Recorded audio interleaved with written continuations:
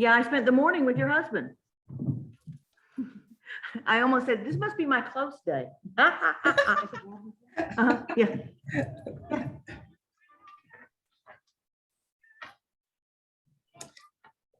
So are you closing? You reported it though. I was panicking. I was like, oh my gosh, I need to do this training. But then I wasn't sure what time that was going to happen. And then when it was later, I was like, okay, I'll be good. So are you selling or buying or both? Both. So we've already bought. Yeah, we've already bought, but now we're selling ours today. Okay. So yeah. So I just need the final. Yeah.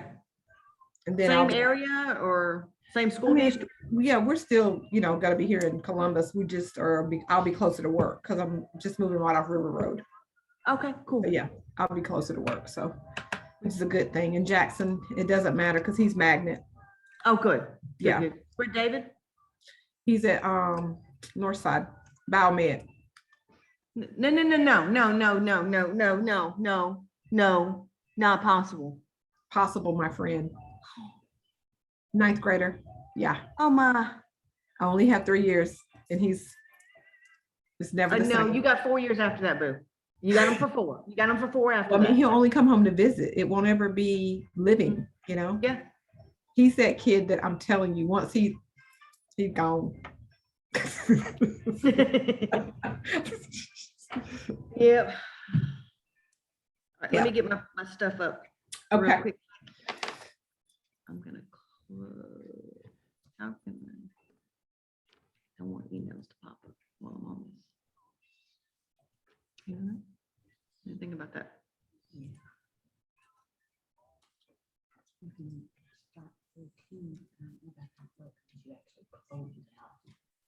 But how do you get to SharePoint without being in Outlook? Oh no. Well, here we go. Such is life, right? Yeah. Look, how's my other son doing? Your other son is in his final year of college, ma'am.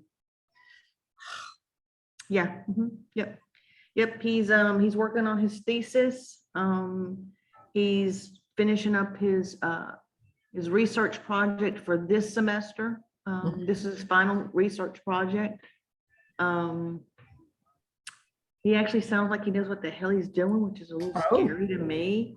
When they start talking, well, the motor sensory neuron and we're getting out of the car the other day and I looked at him and I said, so son, it's pretty embarrassing, but I don't have a clue. I heard every word. I don't know what the hell it means. What are you talking about?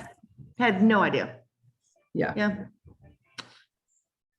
Well, what do you have that sheet that I had the order in that I wanted to go in? And you made fun of my writing, remember? She says I write like a doctor. Wonder, imagine that, right? Imagine that. How that happened. Imagine that.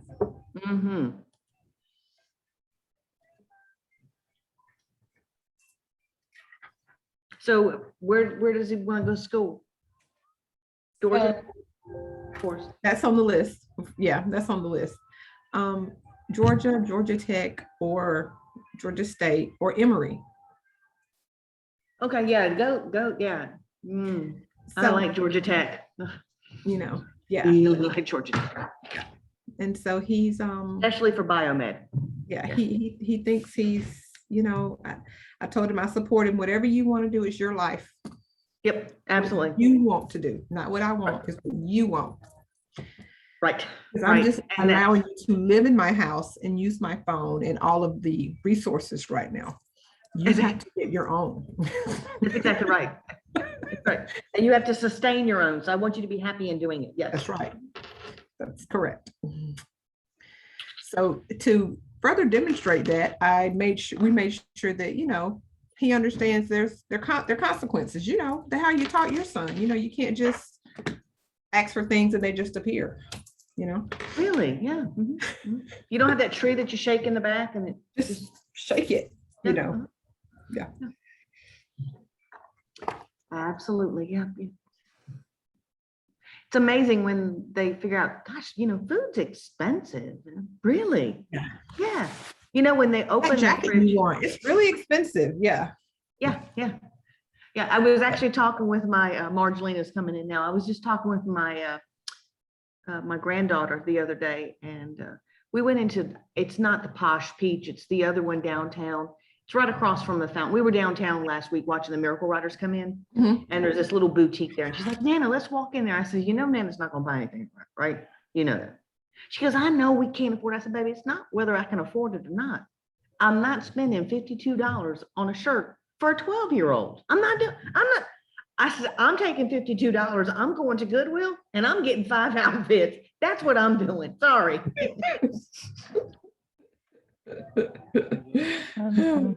Yeah, I just can't. So yeah. Yeah. We had a trip to Bath and Body Works a couple months ago, and you know, 3 body washes, $52 or some $51 and some change. And she's like, Nana, says, now you know why you go and you get to buy one, get one, honey. Mhm. That's exactly right. Hey, Margelina. Hey, how are you guys doing? Good. How are you? Catching up on children's. Oh, okay. I'm Grandchildren. good. We're gonna be in the car. We're heading to see Lauren Daigle tonight. Okay. Yay. Yeah, but I've already started recording, so you won't miss anything, even if you miss something. Okay, good. 'Cause as soon as the recording is ready, I will send it out with every one of the yeah, the slides and all that stuff. Well, hey there, Rick. I'll be sending. And Rick has a friend. I think that's his standard picture. Okay. Is that you and your baby, Rick, in your picture? Yes. Yes, that's my best looking child. I wasn't going to point that out, but Am I here? Can you see me now? yes, sir. Yes, sir. Oh, okay. Well, I'm sorry. Yes, that's my standard picture because, you know, I'd rather get a laugh than. All right, we got one more person that we're waiting on, and then we'll be rolling along. I was telling the ladies that I've already started recording because I always forget to record. So I've already started recording, and everything we go over, I will send out a digital copy to everybody. 1 second. Yes, sir. Okay, yeah, she'll take care of you. Thank you. And I'll send out all the forms, all the documents, and the recording as well. We'll give Matt about 2 more minutes and we'll go ahead and get started.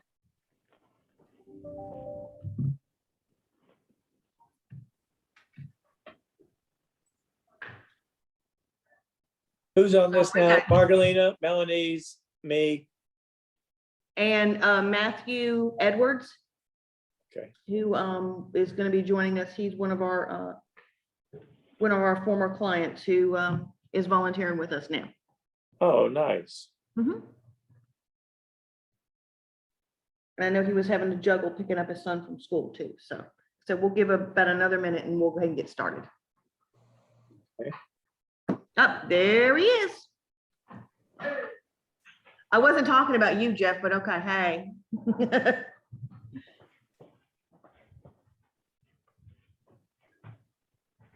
Hey, Matt. Shut that one. We'll leave this one up.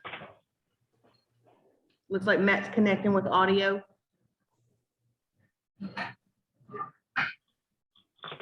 And I apologize now for the background noise. We're in the parlor of the church, and they're taking stuff down the hall. While we're as we get started, if we can, because all of us don't know each other, let's go ahead and just introductions first, and I'm just going to go down on who's on my screen. So Melanie, you go first.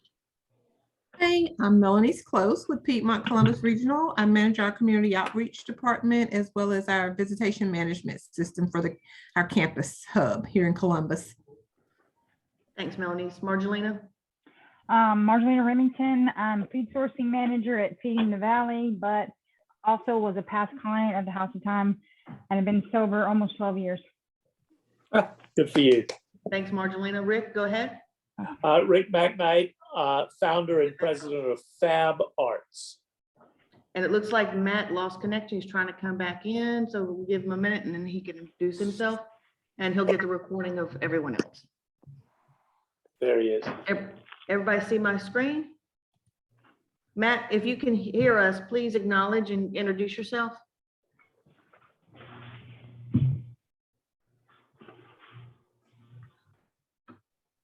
Hey, Matt. Hey, how you doing? All right. If you will introduce yourself, Matt, to the group, and then we'll get started. My name is Matthew Owens. I'm a former recipient of relief with Home for Good, and I'm just giving back. Great. Welcome, Matt. Glad to have you. All right, really quickly, I'm going to show you this notice. This is how the whole process starts. We're going to use some terms today, and I'm going to try and define them at the beginning.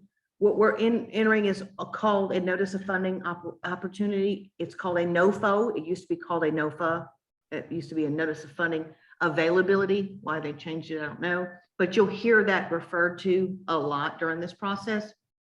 It's the federal grant process for the HUD funding for permanent housing in our community. Our community, for the purposes of this, includes Muskogee and Russell County. I'm not going to take you through this 90+ page notice. It will be included in your packet.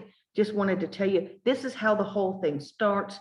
This is posted to the grants.gov website. It starts the application season. It outlines everything that's available and all that. So we sit and we digest and go through this here with our project partners, with our application committee, which Margelina does serve on, but she has not been active until after the scoring process to make sure that there's true transparency and true no conflicts of interest. There has been no review of any applications or even the community application until after the scoring process takes place. So we'd like to keep things very, very, very clean. So we review this internally. We also have a consultant with Homebase, which is a national group we've used for several years out of California, that also gives us advice on, hey, you might want to tweak this a little bit, you might want to change that a little bit. This is what we're seeing from a national perspective, and it has served us well over the years. So we read over this, and this is how we set the guidelines for what's not only available for this year, but what are going to be the priorities in our community and how we're going to do what you guys are here to talk about today, which is scoring of these applications. It sounds like a very daunting process. I hope after we go through this, and I promise we will probably only be here 30 to 35 minutes. It's really quite a simple process. Again, thanks to our friends and our consultants over the years who we've been able to build a process that walks you through and that takes you to specific parts of each of the applications that you must look at in order to make sure that we're meeting the needs of the community and the guidelines that HUD has set forth for us. So if you'll give me just a second here, I'm going to stop sharing for 1 second, and I'm going to go ahead and pull up the next part of what I have here. So, and again, everything I'm showing on the screen, you will get a copy of digitally this afternoon before the close of business, and we will also post to our website. I look at my cheat sheet here. So number 2, the application. I'm going to show you just, yes. Okay, I'm going to show you just briefly an application, and this is a application from last year. The applications for this year, as you will see in our deadlines slide a little bit later, are not due until the end of next week. But this is an application from last year, just for you to get a sense of what the applications look like. And so as we're referring in the slides where I'll go over the scoring, I'm referring to certain questions and certain sections. Excuse me, you will be able to take that presentation and this application and go, oh, okay, now I know where to find this. So give you a chance to get used to the flow of things. Rick, I think this beats the 5 4-inch binders that we used to have, that I used to have to lug over. Okay, guys, so it is an improved system. And that's all the validation we needed. Yes, we would have binders and binders and binders of paper. This way, literally, you can seek and find. If you click the find button on Adobe, you can just boom, boom, boom, and find the sections you're looking for. The scoring sheet calculates automatically and everything else.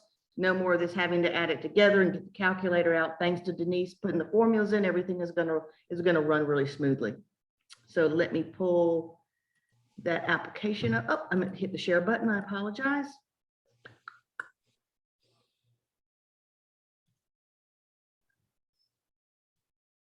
Okay, so this is what an application looks like. This happens to be a renewal. No, this was a new application for last year.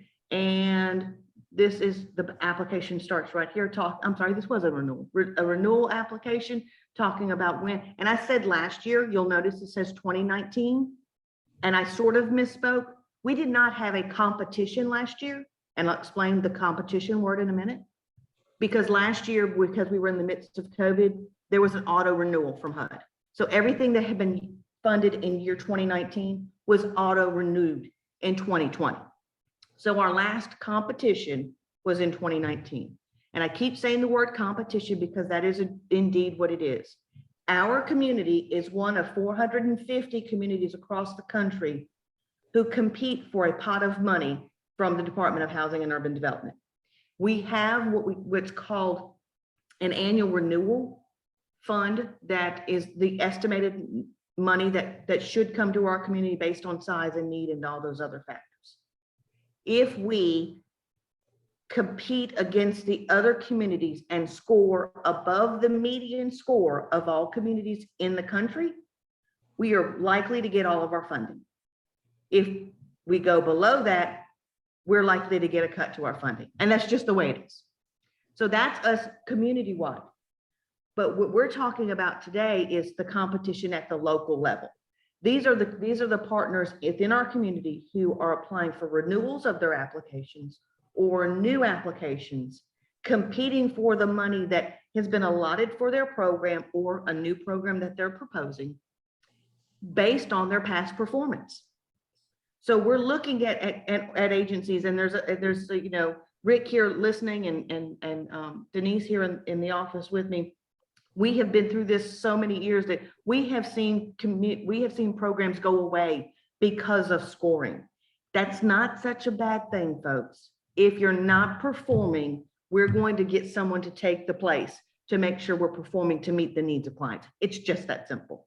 We have to adjust and alter our community approach. I mean, Melanie in healthcare, how many things have changed since when you and I first met there at the old Miracle Center? Everything is totally different. So we're evolving, and that's what we're hoping that this competition continues to do. I'm not going to take you too far through this application, but I just wanted you to be able, you get to, I think, questions.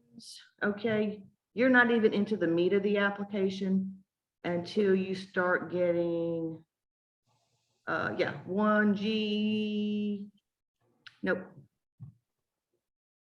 1H, I think it's 2.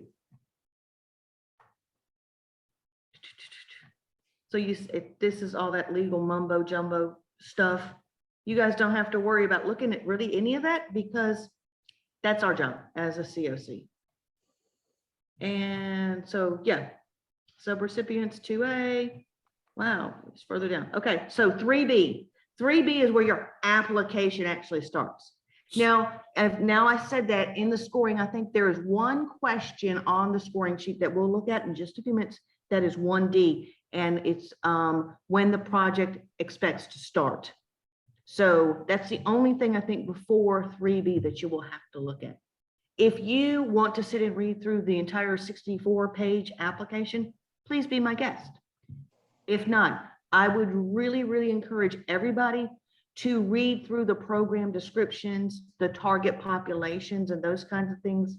If for nothing else, to get an idea of what folks in the community are doing, what programs say they're going to do, and in reality, maybe in personal experience or in what you've heard, are they actually doing that? Okay. And this is where we have that ability to say, hey, let's like where does the rubber meet the road? Are you walking the walk or just talking the talk kind of thing? Okay, so there again, there's the application, and we will share a copy of that too. Again, this is a previous year's application. The other applications cannot be reviewed at this time because everybody has to be reviewed at the same time, just for the sake of fairness. I'm gonna stop sharing for a minute. while I pull up my next one, we're gonna go right now into the presentation. Again, it's just a handful of slides that I'm not going to read to you. Nothing more irritating than someone reading to someone off of the slide, but to just go over it. No, where are we? Hold on, I can't find my application, my presentation here. It was there just a little bit ago. Okay, hold on one second. I have another spot I can find it in.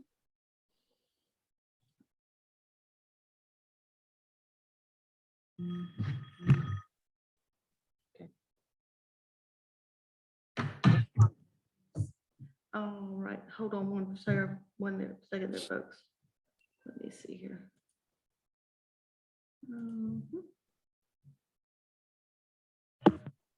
All right, let me go back here.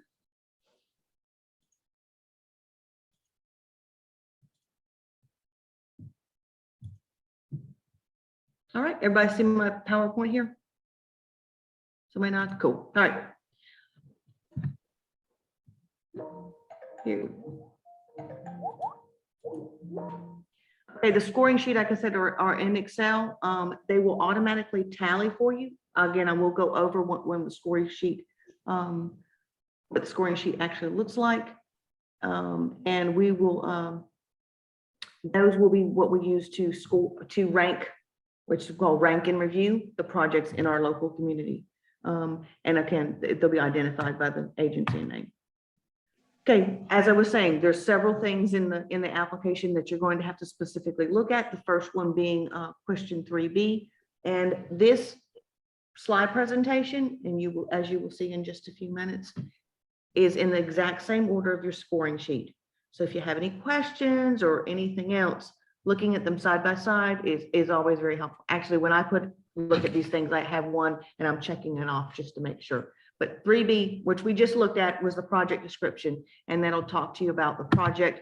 And again, description through the target populations or outcomes and all of the milestones and things that we need as a community to have in those applications. Not only outlined in those applications, but that's how we go forth and we monitor success and what we call system performance of projects. You know, I always tell projects, under promise, but over deliver. If you think you can do a 5% increase, promise 2% and deliver 5%. It's always better to do it that way. So that's what the project description, and we just looked at it. Oh my gosh, I was ahead of myself. Woo-hoo! Priorities, again, our priorities are making sure that we get folks directly from a street or shelter into housing. So talking about how we can do that, or how they've done that, and that will be provided to you guys through our system performance measures that will be part of the scoring when we get back together, either virtually or in person on, I believe it's the 12th, that those numbers will be provided to you. If someone cannot, and I think someone said they can't do the 12th, we will provide you that documentation that we pull directly from our data system to be able to score based on those questions. Again, 90% or better should come from a street or a shelter. Making sure that our target populations are those who are chronically homeless and families, domestic violence victims, and veterans. Veterans used to be at the top of our priority list. However, we have gotten to a point where we have less than 6 veterans at any time in our system. And we have 31 available units set aside through HUD-VASH for veterans. So the system is already there. The infrastructure is there for someone who wanted to access that. So chronically homeless and families are the ones that we see have increased in numbers. Not the chronically homeless, I apologize, the families. So that's why they're at the priority. And again, we will pull the data from HMIS on enrollments for the different programs over the past year and use that to score in the scoring tool. Housing sustainability, and it's talking about how the system has worked, I'm sorry, how the project has worked in making sure that those exiting their programs maintain permanent housing. A program exit doesn't mean a housing exit. For instance, if someone's in our rapid rehousing program, it's maybe a year-long program. They've completed the program. They maintain their housing after that. And we do that by a number of things. We have follow-ups after, but we also keep track of those who return to our system of homelessness.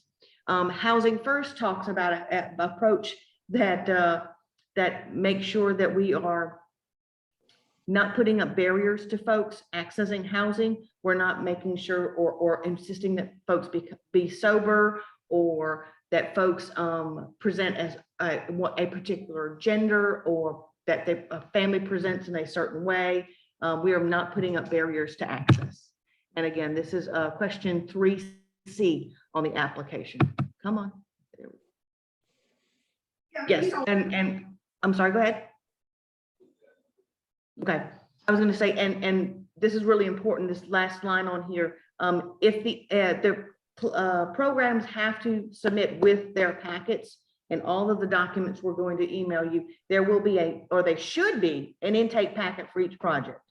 If there's not an intake packet included, this is an automatic no, because we can't verify that their application does not have a prerequisite to admission, such as sobriety and those other things.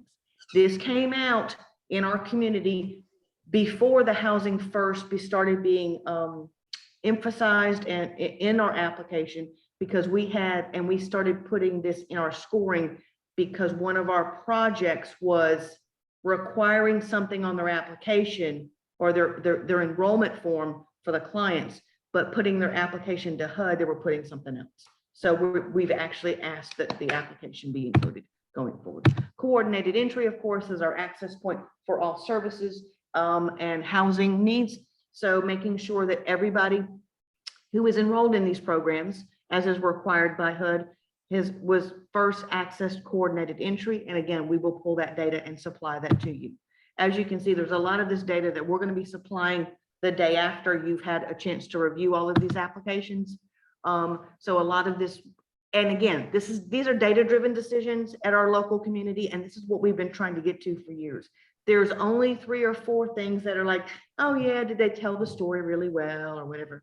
Other than that, show me what you did. And that's critical. And that has been, I think, led to the success of our ability as a community to continue to increase the size of our application. And this year, if we are able to find the organizations that are willing to ask for all of the extra money that's been available to us this year, our application for the first time will be over $2 million.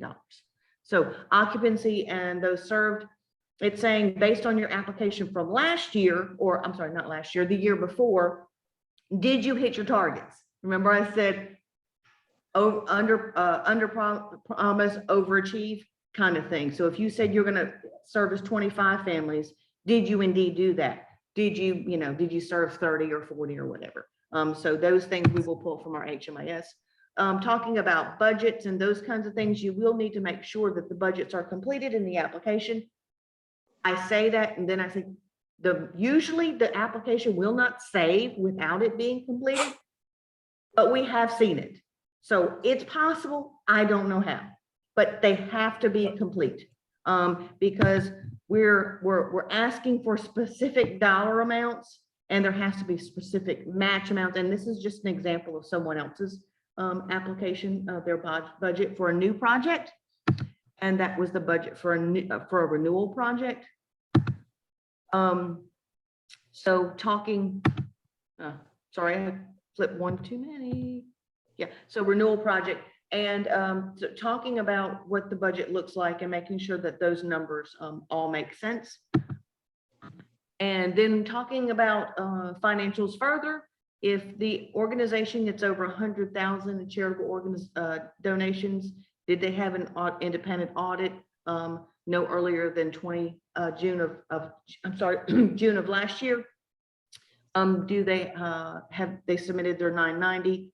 Do the numbers match? If they're saying that they have, that they currently have, yes, they currently have, or have the potential to get, you know, $250,000 match from, and I'm just making up, ABC Foundation. But their budget over the past year reflects, you know, only an operation of 25,000. If the numbers don't seem right, they're probably not right. So those kinds of things. So any, if they have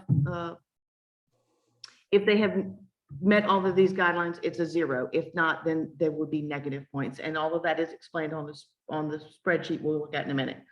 And of course, this information also should be provided in section 1D, number 17.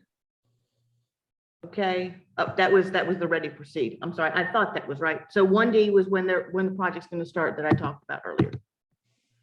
Match donations, again, I just explained that if the budget says one thing, you know, someone's constantly operating close to 0, and they say, oh yeah, we've got a $40,000 match for this, because we have to have a 25% match for HUD funding, not including leasing.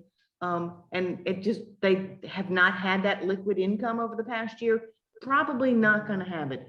That's when you end up with agencies who have to delay starting while they build capital, because you have to be able to do the work and then being reimbursed.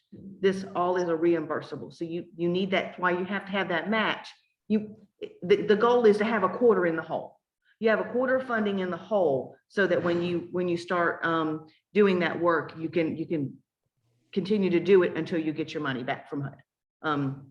So again, match letter and verification must be provided and must be 25% of the budget minus leasing. And all of the numbers, when they put in the number, the amount of the grant, the match number will self-populate based on the HUD formulas. So there you would be able to just look at that and see what it should be.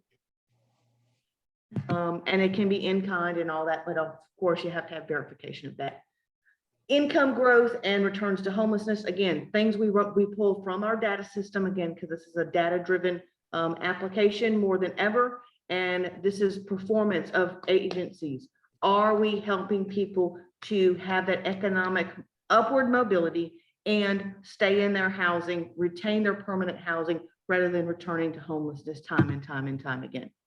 Data quality, again, comes from our HMIS system, access to employment, and participation in our housing inventory count. Again, all of that will be provided to you by WA, and as we pull information from our data. This year we have a question that we've asked each of the applicants to complete at least a paragraph talking about how their organization and or project has attempted to identify any barriers to access for any groups in our community, especially those who were overrepresented in the homeless population, and what they have done or plan to do to eliminate those barriers. Many of you may know we just did a equity gaps analysis for our entire continuum. We saw that we have, coming into the system, we have no barriers, but in the speed in which folks exit the system, there are some glitches, and those are some of the things that we want to do as a community, but it takes projects to help us do that. HMIS participation, making sure that everybody is using HMIS, or for our domestic violence providers, they use a comparable database as established by the state of Georgia. Participation in the continuum of care is crucial to the overall success of the programs. And again, once the scoring has been tallied, that's the last question.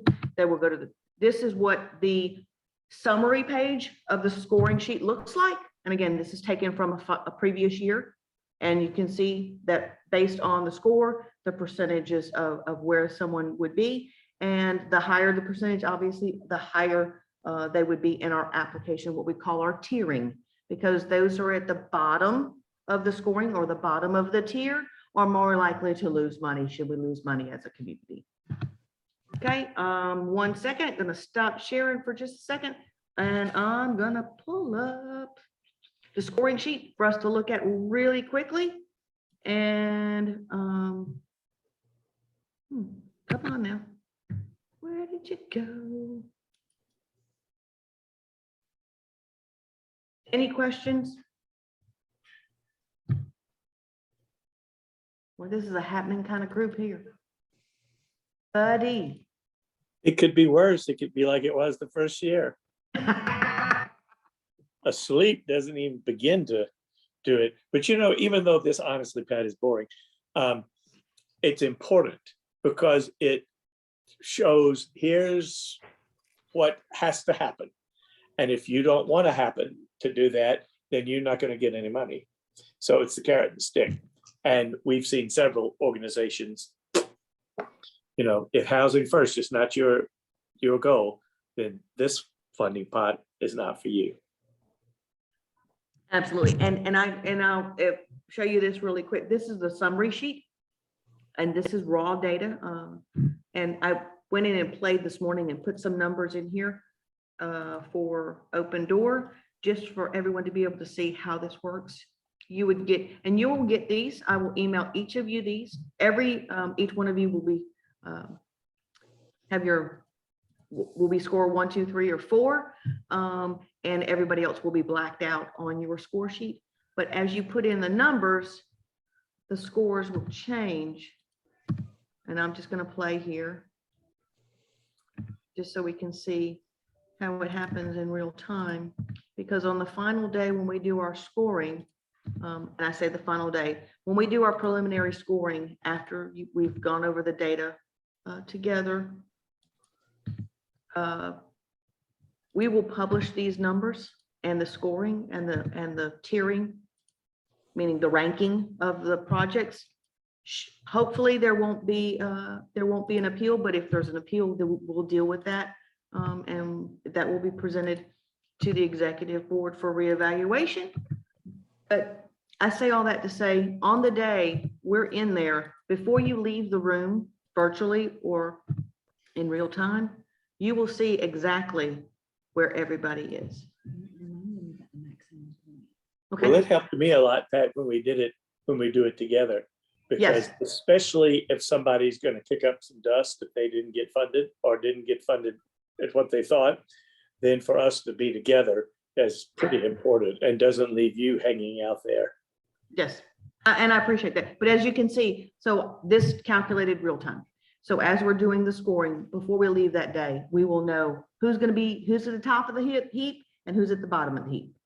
And that being said, I'm going to say right now, there is a community HMIS, which is our Homeless Management Information System grant, that is up for renewal. And it is managed exclusively by the Continuum of Care, which of course Home for Good is the lead. We respectfully request that HMIS be at the bottom of the tiering, simply because HMIS does not house a person. That's the approach we've taken for the past couple of years, because even if we have to take a loss in that, we would much rather take a loss in an operation of a system that we can work around than having to tell an agency or a family that their funding is not going to be available for their home. So and you guys do what you want to, because it will have to be scored with everybody else's application. But you know, the target populations and all that, then it covers the entire community. So it's really not fair to the other applications, to be very frank, because everybody's stuff goes into the HMIS grant. And so we capitalize and benefit from everybody else's hard work. So again, one of the reasons we asked that it be at the bottom of the scoring sheet. So let's go over to any questions on the scoring sheet really quickly as we again, we'll have one for, and we just have the renewal projects right now that we know intended to apply. And each one of them will score and go over to the summary page. Yep, there is a maximum for each of these, as you can see. Each of these questions has a maximum pointage. And believe it or not, the way these are ranked, or the scores, that the points that they carry are done in a way that meet the guidelines from HUD on 33% of our scoring be based on objective measures. That's why you'll see in your scoring sheet a lot, you'll see system performance measures, because that's a HUD report. Yes, Matt, go ahead. So all the information that we need for them to prove is going to be sent to you. No, I will pull it from the system. When we come back for our in-person scoring, and we're going to go over the time schedule, you guys will have some days that you're just looking at those questions that don't require data. You'll be looking at those for a couple of days on your own, because we'll send those all to everybody. Everybody will have the applications. Then we'll come back together. We'll get together for about an hour. And for instance, income growth, this system performance right here, we will say, okay, Denise's rapid rehousing program, 80% of her people had an increase in income. So she would be at 10 points. Does that make sense? And well, Melanie's 92% of her people were, well, she would also be at 10 points. This ranking, and again, so does that answer your question? Yeah, I'll just making sure that knowing where the information was going to come from. No, we will go over all of it together. Yes. Okay. And Yeah. what happens if they have not provided the proper information? Do we have to request that, or? No, all of that stuff, that's what we have to do as a continuum of care lead. We are obligated as a collaborative applicant to provide that all to the scoring committee. Okay, perfect.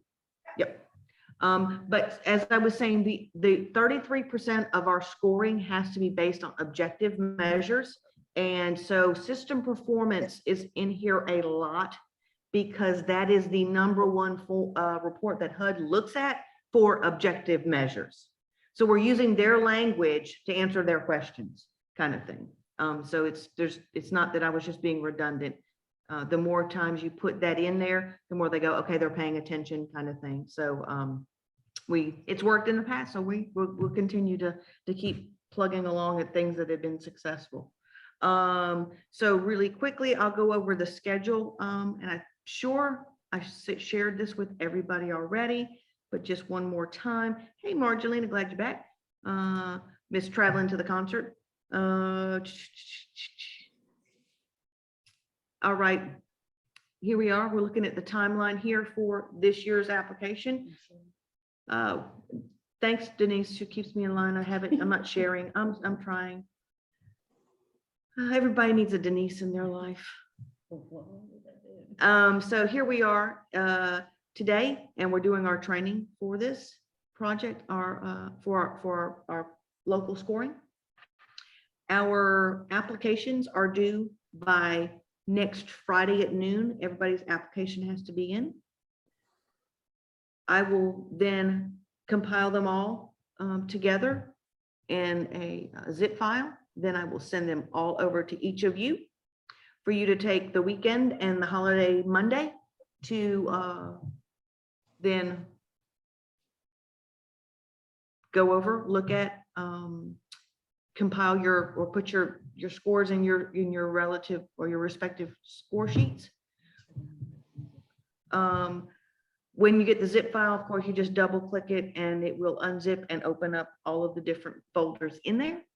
When we get together on the 12th at 10 a.m., again, either virtually or in person, we will then go over all of those things that I said that the data will be provided. We'll go over all of those things together. Denise will be sitting here putting the numbers. So Rick will say 5, Matt will say 4, Melanie will say 7, whatever. She will be putting those in, so those tallies will happen real time. Once that data is input, we will review it together, make sure, yes, that's exactly what I said. Each of us will sign off on a sheet saying, yes, this is my true score. We will then create that into a PDF. We will send it to each of the projects and we will post it online and see if at that time they request an appeal. We've never had anyone to file an official appeal. But there's always a first time, and everybody needs to have the right to do so. So should we not have to come back, your job then is done. And we will continue to move on in filling out our community application, which comes after all of this stuff has been done. So as we rank our applications, I'm proud to say that our community application is well on the way to being complete already, thanks to some folks on our application committee. But should we have to come back, the appeals committee will meet, which actually consists of our executive committee of our board. We'll meet on the 21st to go over those appeals and recalculate scores if needed. And then we will do the posting process again. And then for sure, this group is absolutely positively done with nothing else to do. Any questions about the schedule?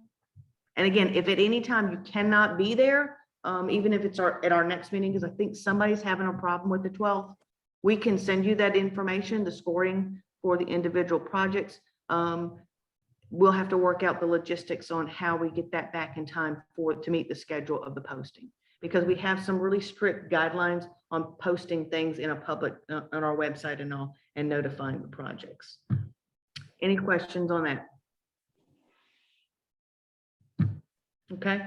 The next thing I have to do is if each one of you can do me a favor, Marjolina, I'm going to ask your permission to put it in for you. Are you there? You back there? Yeah. Can you put in the chat, Marjolina, your name and your organization? Each of you can do that too. That will serve as our attendance or our sign-in sheet. So we will have proof that everyone was indeed in attendance today. Once you've done that, I will go ahead and shut everything down, and we will, again, we will be sending the recording and all of the documents to you this afternoon before we leave. As soon as I take the numbers that I put into the scoring sheet, I have to take those numbers out of there because I was in there playing around. But other than that, we are good to go. Any questions before we wrap it up, folks?